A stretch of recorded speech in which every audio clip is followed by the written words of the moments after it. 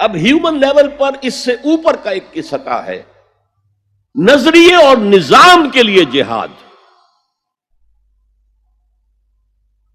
ایک نظریہ تھا مارکسزم، اس کی بنا پر نظام جو بنا وہ communism. Who really believed in Marxism and communism, he struggled to establish a communist state. یہ جہاد ہے فی سبیل الاشتراکیہ، اشتراکیت کی راہ میں جہاد کر رہے ہیں، جانے دے رہے ہیں، مر رہے ہیں. زار کی فوجیں جو ہیں وہ شوٹ کر رہی ہیں کھڑے ہو کر کے قطاروں کے اندر، جانے دے رہے ہیں. اس کے بغیر تو ظاہر بات ہے شہنشاہیت، زار کی شہنشاہیت کہیں جگہ چھوڑ سکتی تھی، کہیں اپنی جڑ چھوڑ سکتی تھی. تو یہ جو جہاد ہے یہ ہے ایک نظریے کی بنیاد پر، اس نظریے پر ایک نظام قائم ہوتا ہے. جس نظریے میں وہ بلیو کرتے ہیں کہ یہی حق ہے، یہی انسان کے لیے بہتر ہے، اسی میں عدل ہے، اسی میں انصاف ہے، اس کو قائم کرنے کی جد و جہد کرنا ان پر فرض ہے. نہیں کرتے تو آپ کہیں گے ایسے ہی جھوٹ موٹ کو بنا پھرتا ہے کمیونسٹ، اس کی تو ساری دوستیاں، اس کے سارے تعلقات جو ہیں وہ تو کیپٹلسٹ کے ساتھ ہیں، تو ان کے تنخواہیں لیتا. آپ کہتے ہیں کہ نہیں کہتے؟ یہ ہے جہاد. اگر وہ نظریہ ایمان ہے اور نظام اسلام ہے، اس کے لیے جو جہاد ہوگا وہ جہاد فی سبیل اللہ ہے.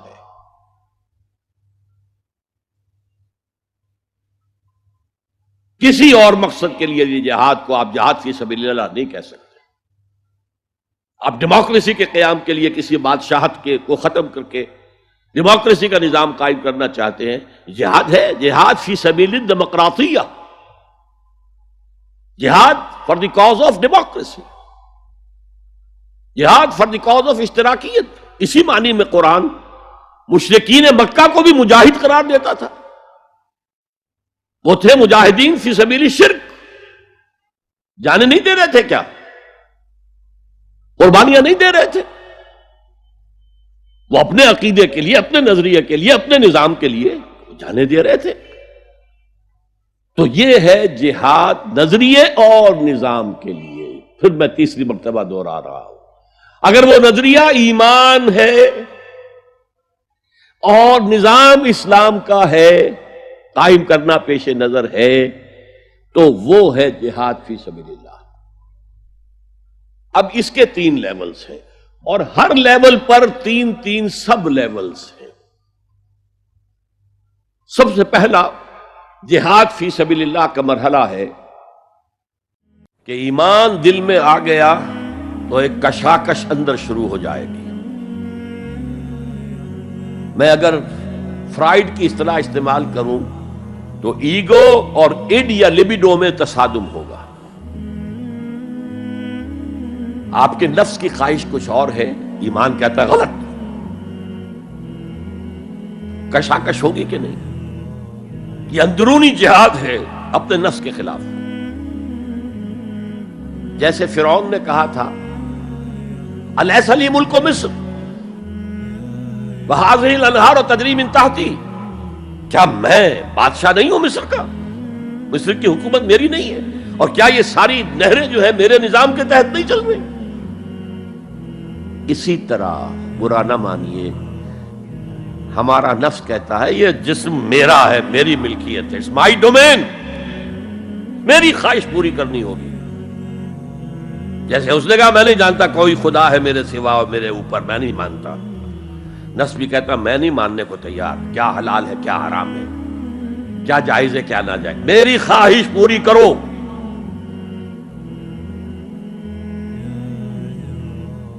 اس کے خلاف جہاد، یہ پہلی منزل کا جہاد ہے. اور آپ کو معلوم ہے 3 منزلہ عمارت ہے، تو بلند ترین تو ہے تیسری منزل، اہم ترین ہے پہلی منزل. پہلی منزل بنے گی تو دوسری بنے گی، دوسری ہوگی تو تیسری بنے گی نا. پہلی منزل یہ ہے اور اہم ترین یہ ہے.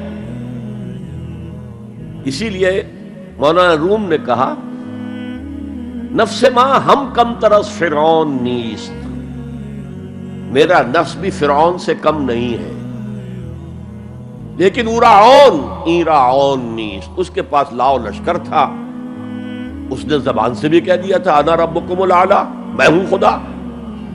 میرا نفس بیچارہ، اس کے پاس کوئی لاؤ لشکر نہیں، زبان سے تو یہ کچھ نہیں کہتا، اندر یہی کہتا میں بادشاہ ہوں اس وجود کا، میری مرضی پوری ہے۔ اسٹرگل اگینسٹ دس بیسر سیلف، ایک سیلف ہے اونچی سیلف، خود ہی، انا، ایگو، اور ایک ہے یہ بیسر سیلف، ہماری جبلتیں جو اندھی بہری ہیں، جو حلال اور حرام سے انہیں کوئی غرض نہیں ہے، ان کے خلاف جہاد کرنا۔ آپ نے فرمایا صلی اللہ علیہ وسلم المجاہد من جاہد نفسہ، اصل مجاہد وہ ہے جو اپنے نفس کے خلاف جہاد کر سکے۔ تمہارے اندر یہ دشمن تو بیٹھا ہوا ہے، تکڑا ہے، تمہیں کنٹرول کرنا، چلے وہ باہر کے دشمنوں سے جہاد کرنے کے لیے، تم نے ٹانگے کو گھوڑے کے آگے باندھ دیا۔ اور ایک دفعہ حضور سے پوچھا گیا ای الجہاد افضل یا رسول اللہ، اے اللہ کے رسول سب سے افضل جہاد کون سا ہے؟ فرمایا ان تجاہد نفسک فی طاعت اللہ، اپنے نفس کے خلاف جہاد کرو، اسے اللہ کا مطیع کرو۔ یہ جو اندر کی کشمکش ہے، کشاکش ہے، یہ جہاد فی سبیل اللہ کا نقطہ آغاز، اللہ کا مطیع بنانا ہے نفس کو۔ اس کے ساتھ دو سب لیول اور ہیں، اس نفس کو بھڑکانے والی ایک قوت ہے انویزیبل،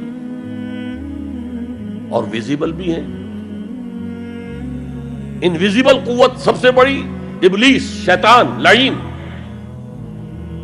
اور اس کے چیلے چانٹے جنات میں سے، اور ویزیبل میں انسانوں میں جو اس کے ایجنٹ ہیں، جو فحاشی کو کلچر کا نام دے، یہ اس ابلیس کے چیلے ہیں۔ ان کے خلاف جہاد نہیں کریں گے آپ، اگر آپ ان کے خلاف ایگریسو ایٹیٹیوڈ اختیار نہیں کریں گے تو آپ ان کے دباؤ میں آ جائیں گے۔ ان الشیطان لکم عدوا فاتخذوہ عدوا، اے لوگوں یہ شیطان تمہارا دشمن ہے، اس کو اپنا دشمن سمجھو۔ وہ تمہیں سبز باغ دکھاتا ہے، بدی کو مزین کر کے دکھاتا ہے، اچھے اچھے نام اس کے رکھ دیتا ہے، اور تمہیں آمادہ کرتا ہے بدی کے ارتکاب پر۔ نہیں، وہ تمہارا دشمن ہے۔ افتتخذونہ وذریتہ اولیاء من دونی، تم مجھے چھوڑ کر اسے اور اس کے چیلے چانٹوں کو تم اپنا دوست بناتے ہو۔ نہیں، شیطان کے خلاف جنگ کرو۔ اور تیسرا اس پر سب لیول کیا ہے؟ معاشرہ اگر بگڑا ہوا ہے، اس کا عمومی رجحان برائی کی طرف ہے، تو سوشل پریشرز آپ کو ادھر دھکیلتے ہیں۔ جیسے کہ اگر کوئی موب جا رہا ہے تو اس کے ساتھ چلنا تو بہت آسان ہے، وہ خود ہی آپ کو دھکیلتا ہوا لے جائے گا۔ اس کے خلاف چلنا بہت مشکل کام۔ ہو سکتا ہے آپ بڑی زور لگا کے 4 قدم آگے بڑھیں، پھر کوئی ریلا آئے 10 قدم پیچھے لے جائے۔ تب 2 ہی راستے ہیں، زمانہ بات سازت تو بعد زمانہ بے ساز، یا تو پیسو معاملہ ہے، زمانہ تمہارے ساتھ سازگاری نہیں کرتا، چھوڑو تم زمانے کے ساتھ سازگاری اختیار کر لو، چلو تم ادھر کو ہوا ہو جدھر کی۔ ایک یہ ہے کہ نہیں، زمانہ بات سازت تو بعد زمانہ ستیس، زمانہ اگر تمہارے ساتھ سازگاری نہیں کر رہا تو زمانے سے جنگ کرو، لڑو، ریزسٹ کرو۔